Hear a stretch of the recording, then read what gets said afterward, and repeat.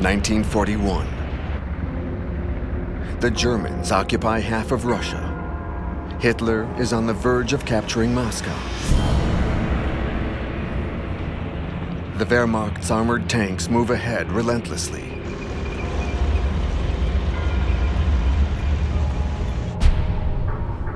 Moscow, November 7th, 1941. The 24th anniversary of the Communists' rise to power. 28,000 soldiers are gathered in front of the Kremlin in the freezing cold. The Soviet leaders have decided that the traditional parade will still take place. This is a direct order from their supreme leader, Stalin, even though the apocalypse is near.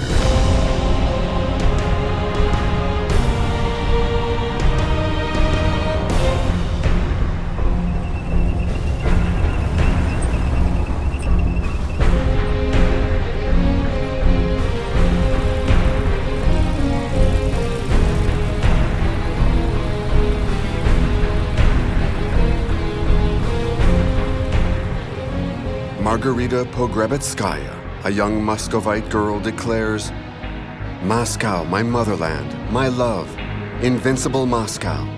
And November 7th is the loveliest day on the calendar. Red, my favorite color. The color of the revolution, the color of the blood shed in its name."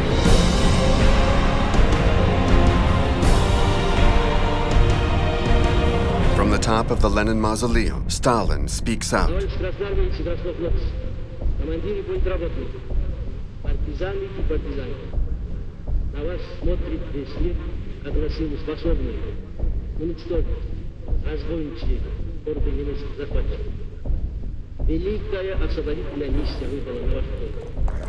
Stalin invokes the glory of Tsarism to mobilize his troops.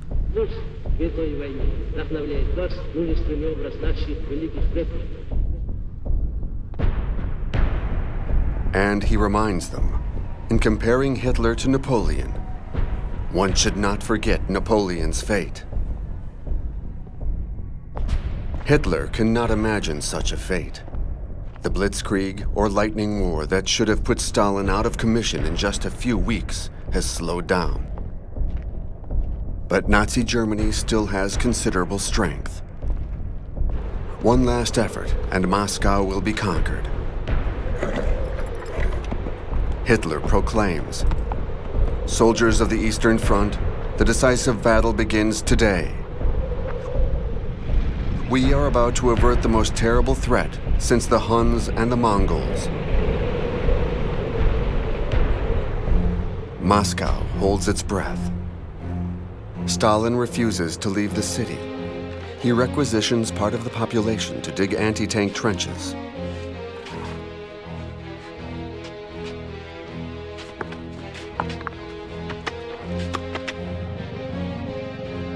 Arrests are multiplied, often targeting Soviets of German origin or the Spartak Moscow star football player, suspected of having said, "The Germans will take the city. It's the end of Bolshevism."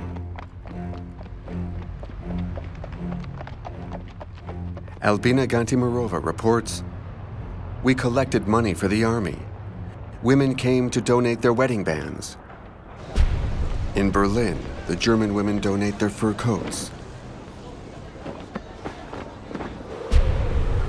A relentless enemy descends upon the soldiers on the Moscow front. The cold, exceptional temperatures, hitting minus 35 degrees Celsius, crack the tank's steel, harden the tires, freeze the weapons' lubricants, and kill the horses.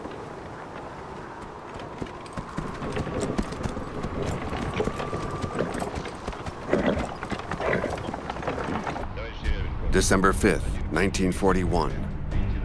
Stalin and General Zhukov, with his high command, the Stavka, secretly organize a powerful counteroffensive to liberate Moscow.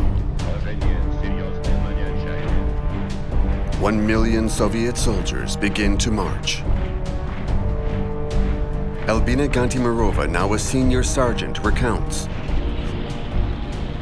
Order 227 says not one step back.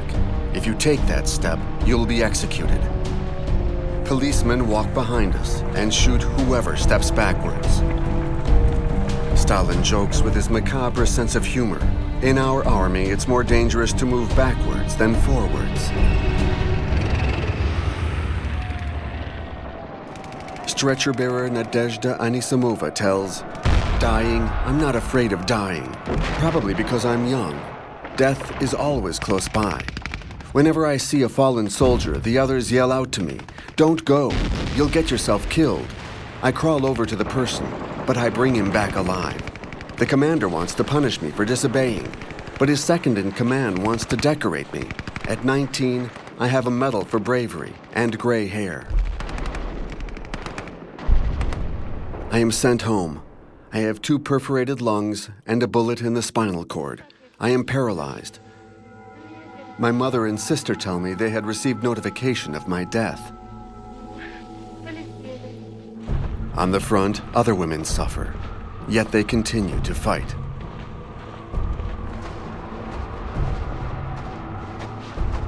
The Battle of Moscow is in full swing when suddenly, Stalin receives an important piece of news. On December 7, 1941, Pearl Harbor, the American naval base in the Pacific, is attacked by Japan, Germany's ally. Franklin Roosevelt, President of the United States, announces that his country is entering the war. The American people in their righteous might will win through to absolute. Stalin has a new ally.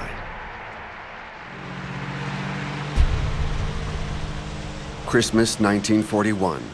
Moscow is saved, but the cost is high, 300,000 dead. Stalin broadcasts this image of a woman genuflecting to show that God is no longer outlawed.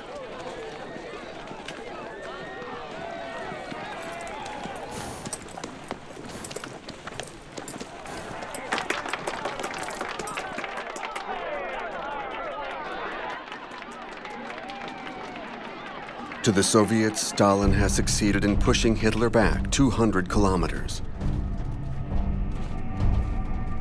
But the Führer doesn't feel defeated. The Germans are blocked by the Red Army in the north and center of the Soviet Union, but Hitler is preparing a new offensive on the southern front for springtime of the following year. The target of this offensive is Baku's oil.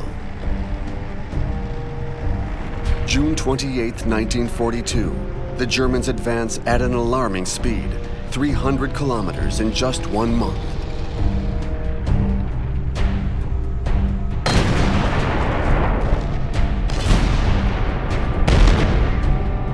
This is Russia's Black Summer. July 23, 1942. Hitler worries his high command with a new project, one that will divide German forces. Hitler orders General Paulus, who organized the attack on the Soviet Union, to move on Stalingrad. This objective is both strategic and symbolic. The city bears Stalin's name. The Germans can then hit Moscow from behind. German tanks move dangerously close to Stalingrad.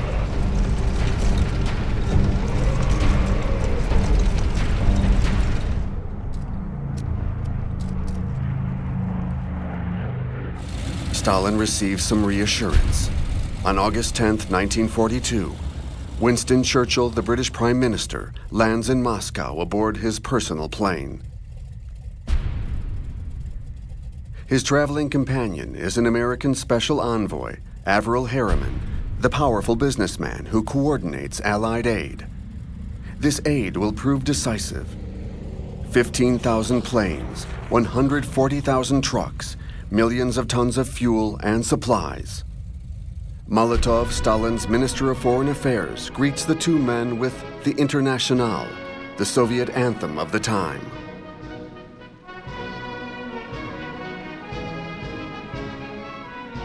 The two representatives of the capitalist world listen to the revolutionary chant without the slightest reaction. Churchill states, "If Hitler invaded hell, I would side with the devil." Churchill writes in his memoirs, I pondered on my mission to the sullen, sinister Bolshevik state that I had once so hard tried to strangle at its birth, which I had regarded as the mortal foe to civilized freedom.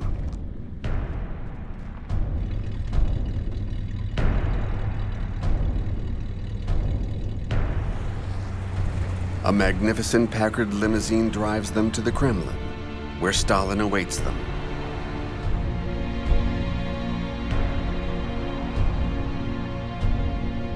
Everyone is all smiles.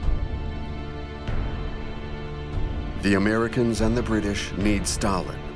They know that supplies won't be enough. They need manpower. The sacrifice of Russian troops by the millions will enable them to destroy the Nazi beast.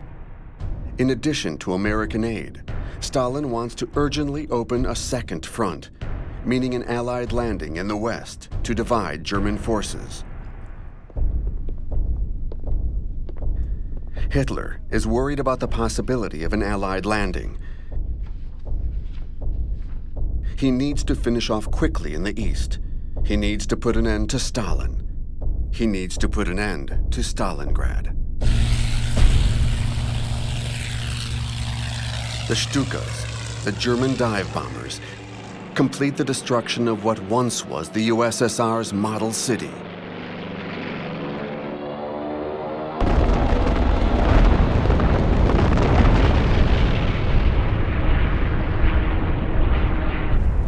General Paulus launches his 6th Army to attack Stalingrad.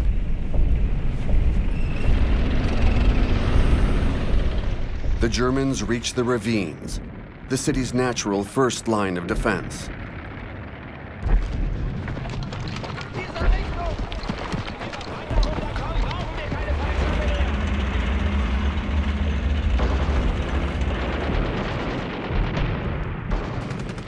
The Russians resist with great violence.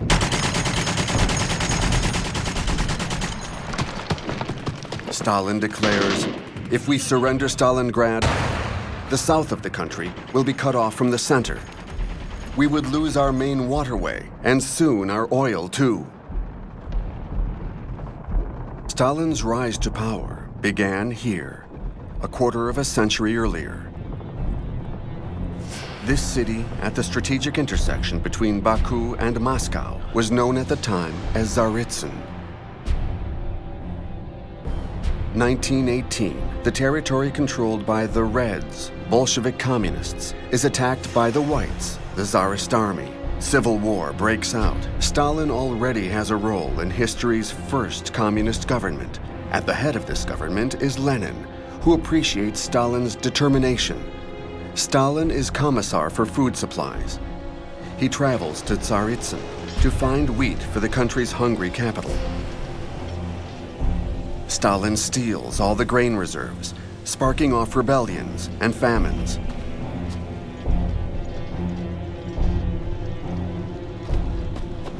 Lenin has also put Stalin in charge of watching over the man who defends these rich agricultural lands. Trotsky, the powerful People's Commissar for War, has become too independent. Trotsky, in order to save the threatened city of Tsaritsyn, puts former officers from the Tsar's army in charge of his troops. These men are more competent leaders. Stalin defies Trotsky. He accuses Trotsky's officers of colluding with the Whites and decides to eliminate them. So he gathers them on barges and sinks the boats in the middle of the Volga.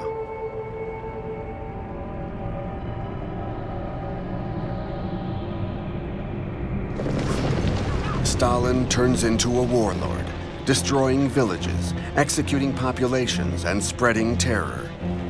He makes awkward attempts to get involved in strategy, but Trotsky, just as violent but more skilled, sets things straight.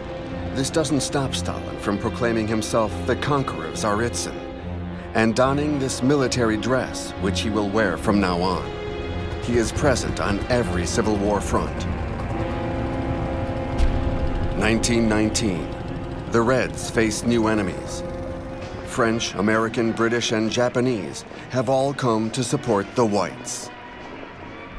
But after the Great War and its massive death toll, Allied support remains limited Their primary goal is to stop the spread of communism. Because Trotsky wants to export the revolution. He is counting on workers rising up across Europe. He attacks Poland, which has just acquired its independence.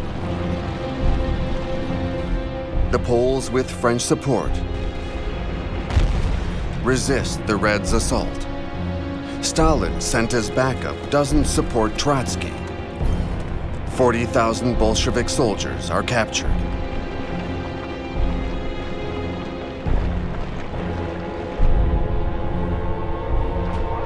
In 1920, despite his failure in Warsaw, Trotsky still embodies war communism, the Red Army's absolute priority.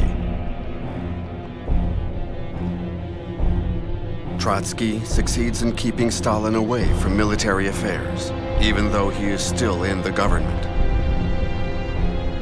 People question Stalin's methods and wonder what is behind those small, squinty eyes, even when he smiles.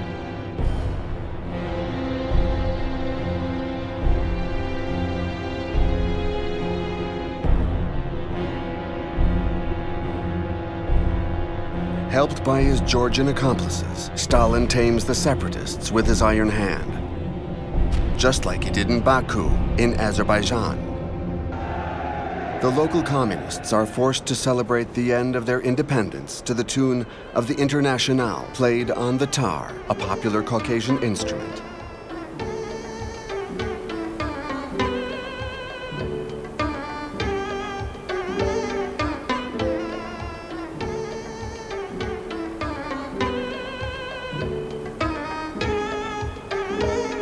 Stalin also reigns in Armenia and Georgia, his homeland.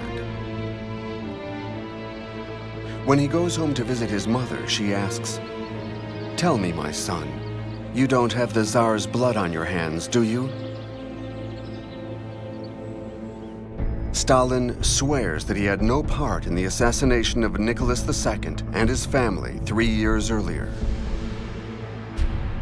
Nicholas II, captured by the Bolsheviks, along with his heir, the Tsarevich, the Empress, and their 4 daughters, were moved from location to location throughout the Civil War. They ended up in this house on the Siberian border, where they were executed. Who gave the order to shoot? Who really gives the orders in this regime? Is it Lenin, the regime's founder and supreme guide? Or the Council of the People's Commissars, the government that Stalin belongs to? Or the political bureau, the Politburo, that Stalin also belongs to? Orders are given by the Communist Party. Where Stalin's power is rising, the party also inflates the power of the bureaucrats.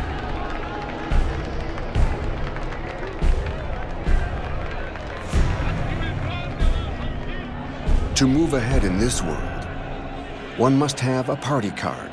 In the words of Alexander Degtyarev, "Joining the ranks of the Communist Party was the greatest joy in my life. The party took care of our morale and our conscience. It gave me the strength to resist every ordeal. What kept me alive was my unwavering faith in our Leninist party and our humanist principles."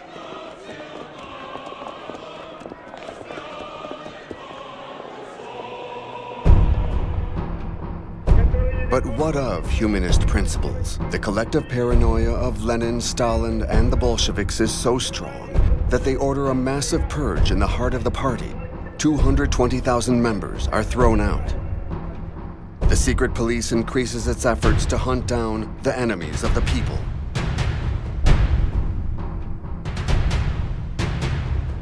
The head executioner is Dzerzhinsky, along with his team of assassins. Stalin is a close, intimate friend. In his journal, Trotsky claims to have heard Stalin say to Dzerzhinsky, "The greatest delight is to pick out one's enemy, prepare all the details of the blow, to slake one's thirst for a cruel revenge, and then go home to bed." Here, next to Lenin, is Boris Bajanov, Stalin's personal secretary. He writes, "During a Central Committee session, Trotsky said the following to Stalin's group. 'We will shoot you all. Yes, we will. You want to shoot us too, but you don't dare. But we will dare.' Who will shoot whom?" For Stalin, war had openly been declared by Trotsky when he wrote this to Lenin after the victory on the Volga. "I consider the way Stalin took credit for the whole Tsaritsyn campaign to be akin to a dangerous wound.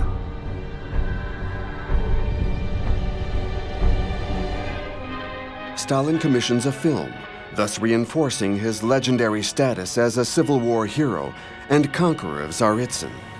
He changes the city's name from Tsaritsyn to Stalingrad, or Stalin City.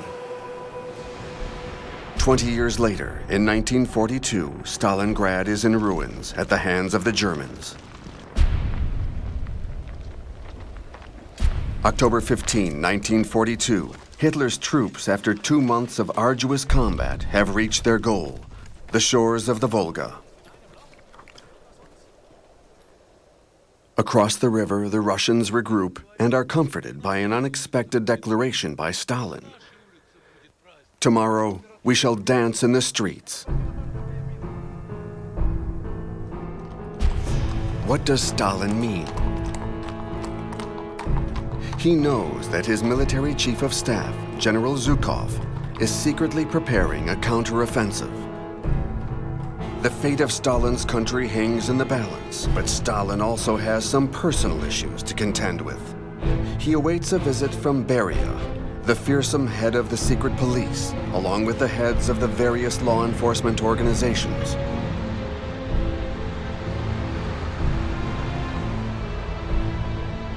Stalin has asked for an investigation into a letter written by Roman Karmin, a famous filmmaker. The letter denounces an affair between Karmin's wife, a renowned actress named Nina Orlova, and Stalin's second son, Vasily, a fighter pilot in the 32nd Guards Air Regiment. Vasily is a dangerous pilot, and his father ultimately grounds him. He is drunk most of the time. He shoots the chandeliers and beats his wife, who just gave birth. Nicknamed the Tsarevich, Vasily organizes orgies. The letter also points a finger at Vasily's sister, 16-year-old Svetlana, Stalin's only daughter. The girl was found in the arms of Alexei Kapler, a renowned 38-year-old screenwriter. Stalin cannot imagine his daughter with a man 20 years her senior. But Stalin was 20 years older than Svetlana's mother, Nadezhda, who died in 1932, officially of acute appendicitis.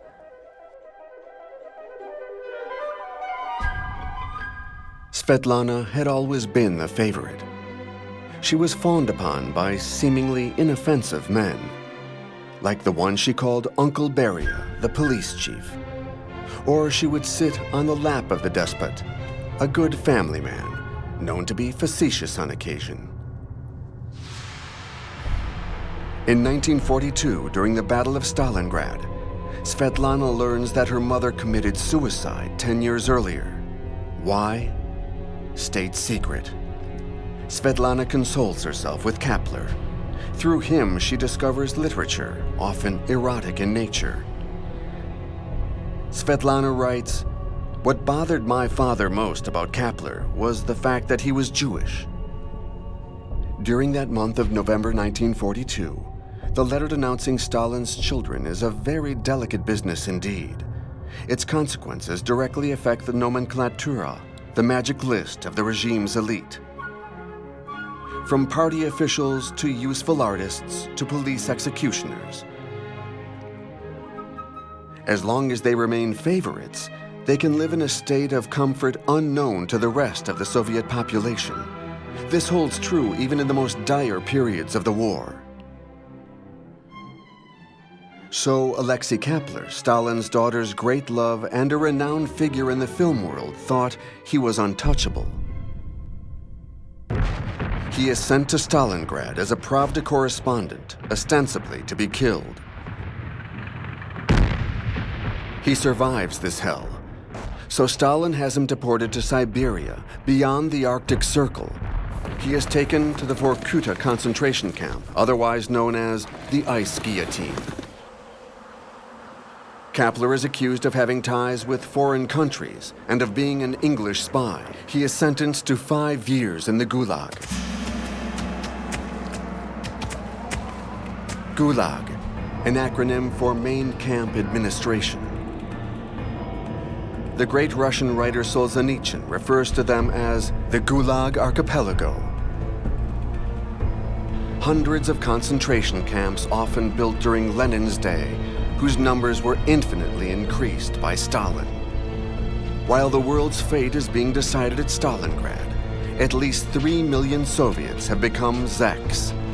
These unfortunate men are convicts, arrested by Stalin's police to fill his quotas and balance out the high mortality rate in the labor camps.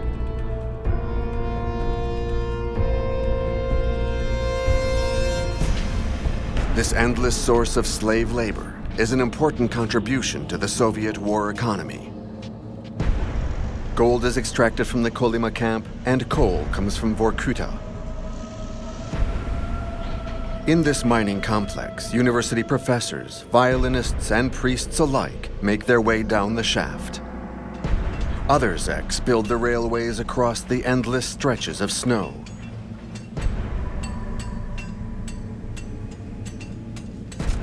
For Russians, hell isn't eternal fire.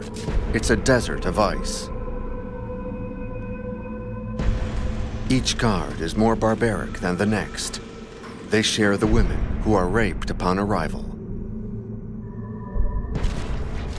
One zek among others, Myron Etlis, explains further. The camp is a school of decomposition for all of us. Each man emerges with irreparable damages. Our people as a whole have been damaged by this collective experience. The Gulag has infected our genes. 1,607,000 zeks die in the gulags.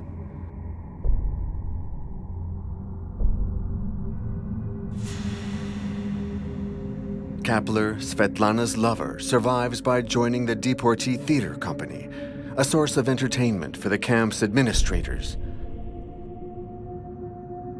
This theater company is headed by a zek, a former director of the Bolshoi, and various celebrities who fell out of Stalin's favor.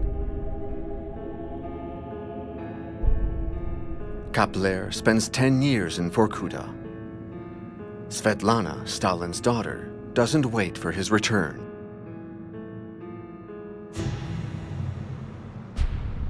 November 1942. Entrenched in the paranoid solitude of the Kremlin, cut off from his family, Stalin ages. The Battle of Stalingrad occupies him 16 hours per day.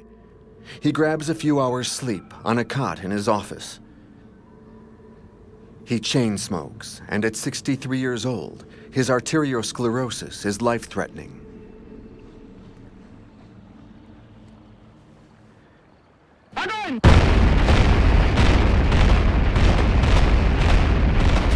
November 19th, 1942. 13,000 Soviet cannons fire their terrifying multiple rocket launchers. The Germans nickname these missiles Stalin's organs after their roar.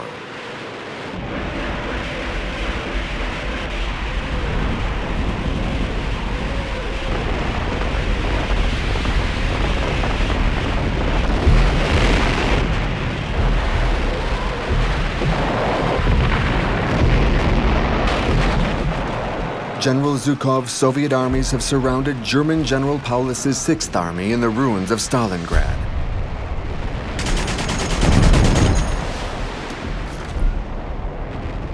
Hitler orders Paulus not to break through the circle and retreat. 1 month later, the Germans are out of munitions and food. Cases of cannibalism abound. The Soviets are moving forward everywhere.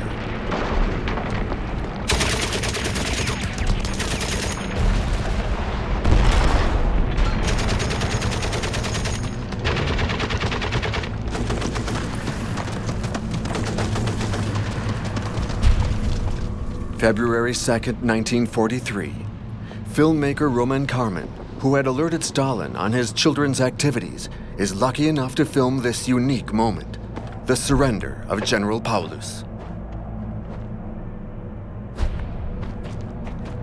The head of German forces in Stalingrad was promoted to marshal the previous day by Hitler in a move to push Paulus to commit honorable suicide. But Paulus replies, "I'm not going to shoot myself for that corporal." Paulus doesn't see Hitler as the Führer anymore, but as the World War I soldier whose incompetence has led to disaster. Once Paulus finds himself a Soviet prisoner, he feels nothing but hatred towards Hitler.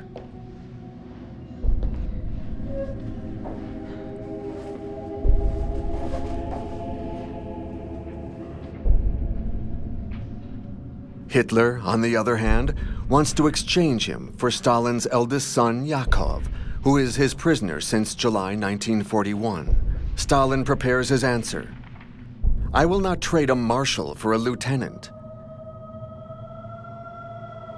The body of Yakov, Stalin's son, is found in the electrical barbed wires of his prisoner camp in Germany. In Stalingrad, after 6 months of fighting, 500,000 Germans are dead. 100,000 have been captured. Very few will ever return home, even 10 years later.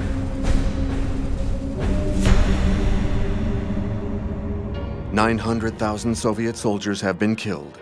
700,000 have been wounded."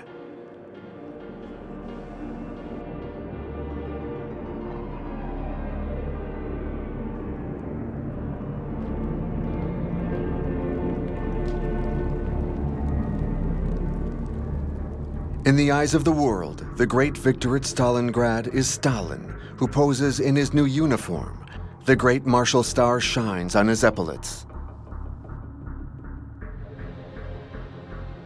The biggest American magazine of the time, Life, features Stalin on the cover of its March 29, 1943 issue, the supreme honor. This outcome couldn't have been predicted 20 years earlier.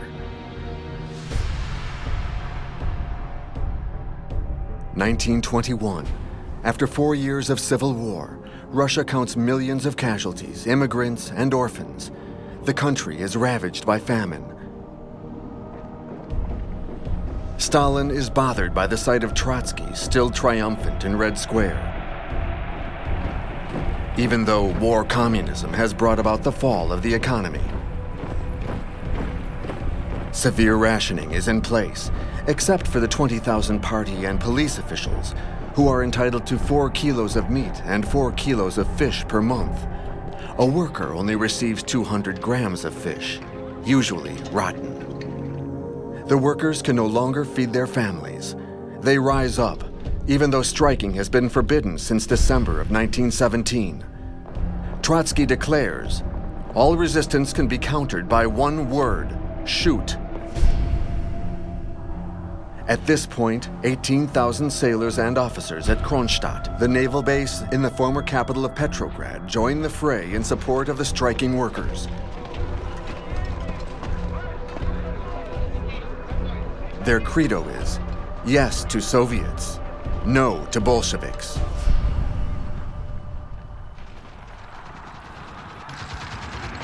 Trotsky orders an assault on the Kronstadt sailors on March 7, 1921. 20,000 Red Army troops move across the frozen Baltic Sea. Behind them, to prevent them from turning back, members of the secret police are positioned with machine guns.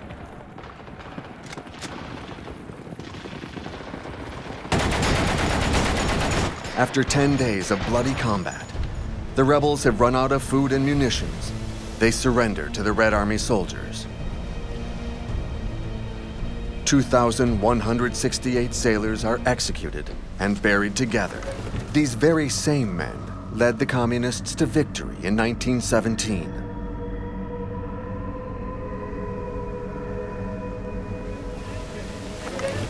But the Kronstadt rebellion forces Lenin to back down. He declares, "It is possible for us to take a few steps back without destroying the dictatorship of the proletariat." In March 1921, Lenin institutes the NEP, or New Economic Policy. This is a spectacular, albeit temporary, liberalization of the economy. Industry is denationalized, forced requisitions and required work is ended, inheritance is reinstated. Farmers are free to sell their harvest at will once again. Store shelves are filled up. Moscow dares to hope and celebrate again. The Bolsheviks need money. On March 19, 1922, Lenin sends the following directive to the Politburo. We must pursue the removal of church property. We must smash the clergy most decisively and ruthlessly, and put down all resistance with such brutality that they will not forget it for several decades. Lenin concludes, violence is the truth of politics. Things are moving quickly at the Kremlin. The Bolshevik leaders are arriving in their Rolls-Royces. On April 3, 1922, Stalin, nicknamed Lenin's best disciple, becomes Secretary General of the Communist Party. He is powerful, but always respectful towards Lenin. His future minister Molotov remarks, "People often ask me who is tougher, Lenin or Stalin? Lenin, of course. He's the one who trained us all."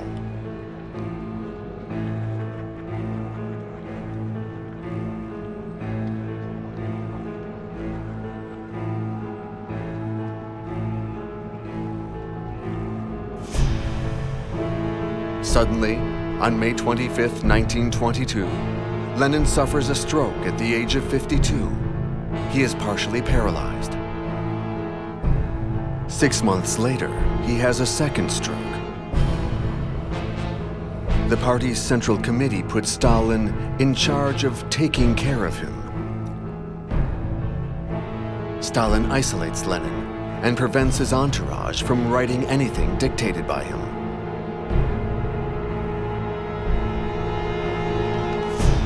The year closes with the creation on December 22, 1922, of the USSR, Union of Soviet Socialist Republics. Its emblem is the farmer's sickle and the proletarian worker's hammer.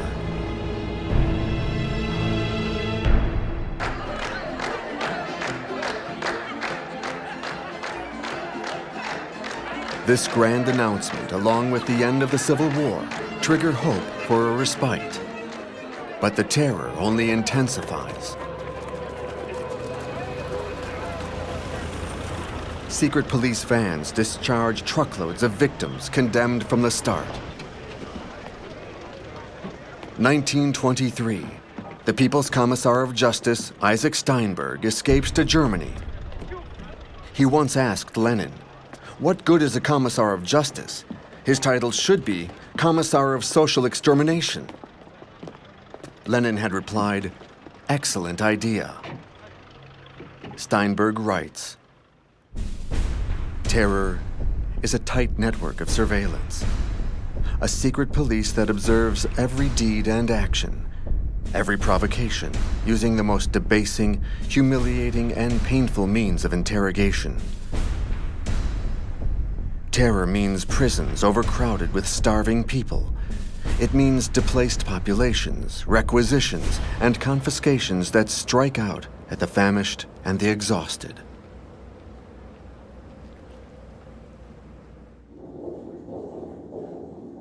Stalin carries Lenin's coffin.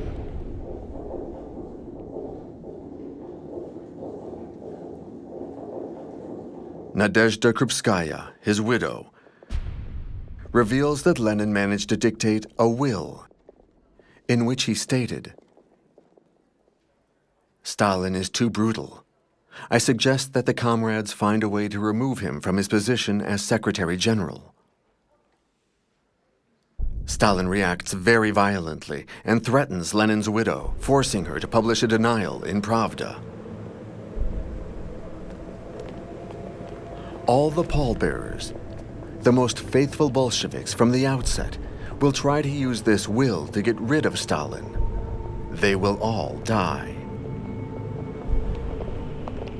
Lenin's true will, respected to the letter by his heir Stalin, is his doctrine.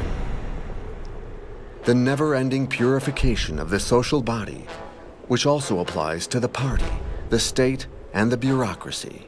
The hunt for the false communist, that parasite who has infiltrated the party state's administrations. Eliminating these parasites, the survivors of a doomed capitalist society, is an essential task.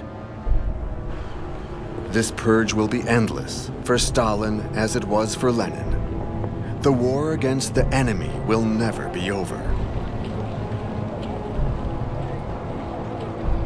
While Lenin's body is quickly being embalmed, Stalin blows up the frozen ground in front of the Kremlin wall. To lay the foundations of a mausoleum, first comes the wood, followed by red granite and black marble. With a grandstand, where the omnipotent communist leaders will ritually stand to dominate the people.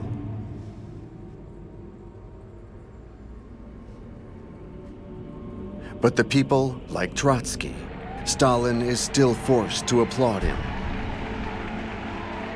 This is only the beginning of their underground duel to the death.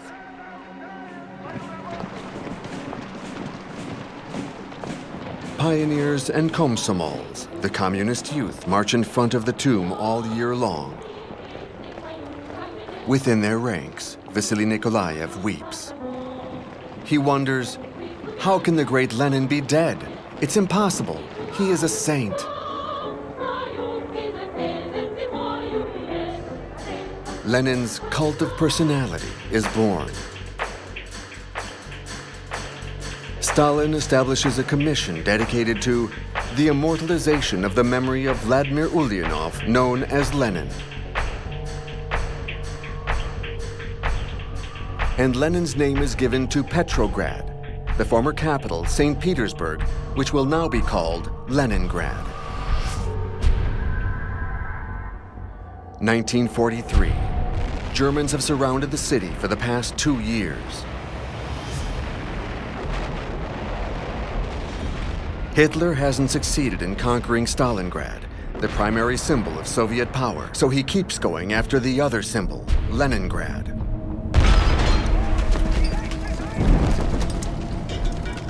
Hitler declares, "I will destroy this city, decimate its population. It will never rise again. I hereby take this solemn oath."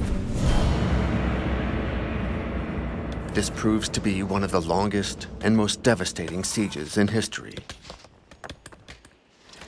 800,000 inhabitants die of hunger. 13-year-old Tanya Savicheva wrote a diary which has become a Russian national treasure.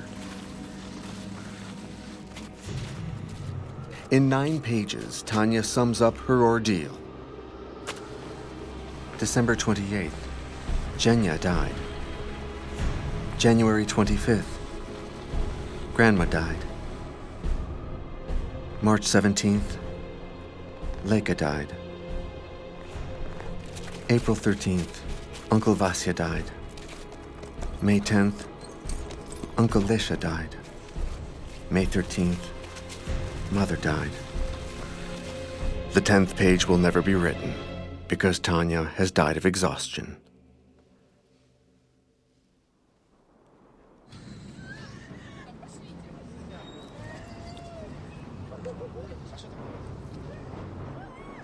This encompasses all the suffering and resistance of the Soviet people. But are there any memories other than those of a country cursed?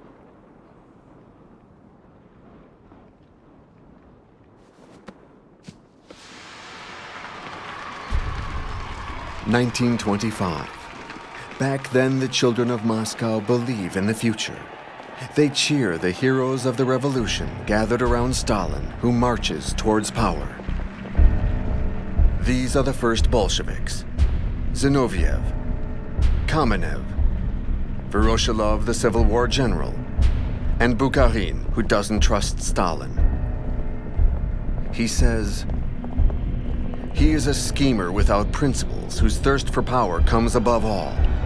He changes his theories even as he expresses them, depending on who he has chosen to eliminate. But they all stand beside Stalin in the fight against Trotsky, who continues to have the support of many militants. Stalin, in the hope of dispensing with debates and contestation, distributes party membership to proletarians and descendants of proletarians. These people have no education or training in politics, but they will always be grateful to Stalin for allowing them to rise within the bureaucracy. Trotsky begins to be booed, and little by little cast aside.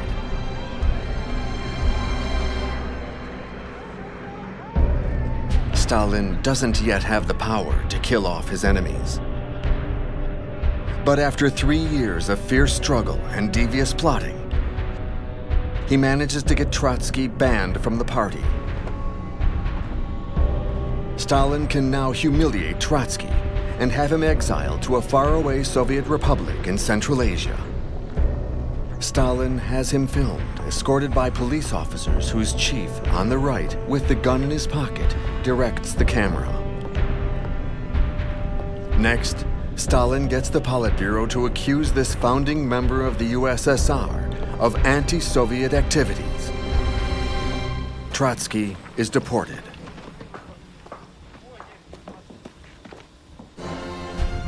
December 21st, 1929. Stalin is 50. He is now the absolute ruler of the Soviet Union. He summons the cameras to the Kremlin in front of a statue of Lenin to show that he is truly the heir.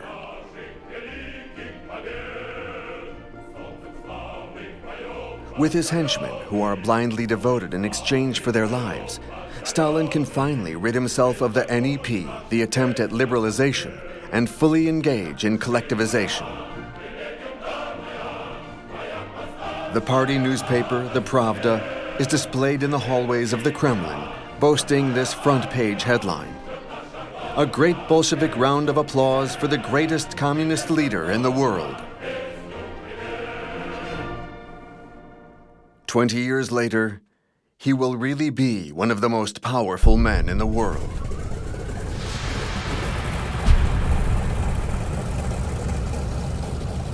November 25th, 1943. Stalin takes an airplane for the first time in his life. Flying over his native Caucasus, he is afraid. He's traveling to Tehran to attend a conference of allies against Germany. With his newfound power, Stalin was able to impose his embassy in Iran as the meeting location. The embassy is secured by a battalion of Soviet policemen and full of hidden microphones. The sight of Stalin is a surprise to the attendees. He limps, and his atrophied arm adds to his bear-like demeanor.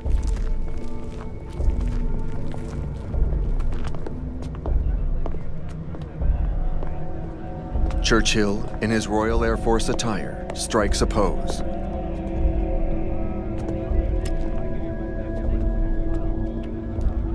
The conference's opening ceremony begins with the Internationale, still the Soviet anthem, for now.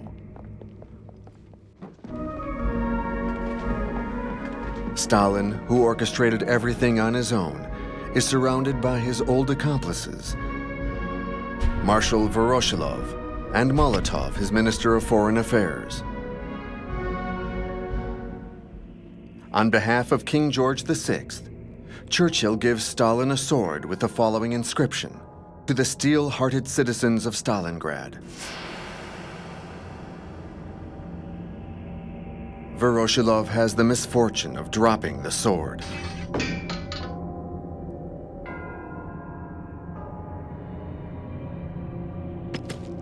He throws a distraught glance at Stalin. He knows he is about to be insulted in public, until a policeman relieves him of his burden.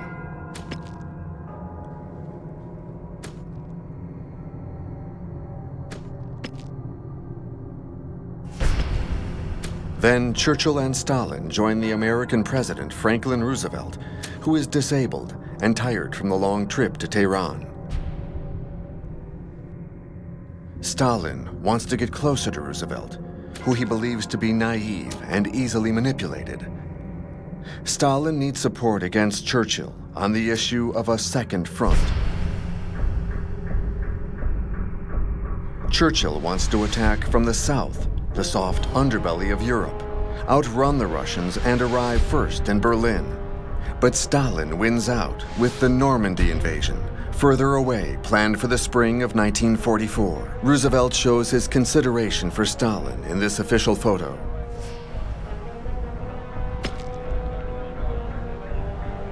Everyone hopes to be introduced to Stalin, even Sarah, Churchill's daughter.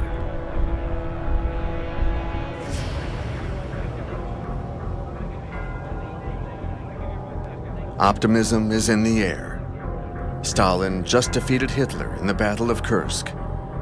Churchill declares, "God is on the Allies' side." Stalin replies, "The devil is on my side. He's a good communist." Is Stalin on his way to becoming master of the world?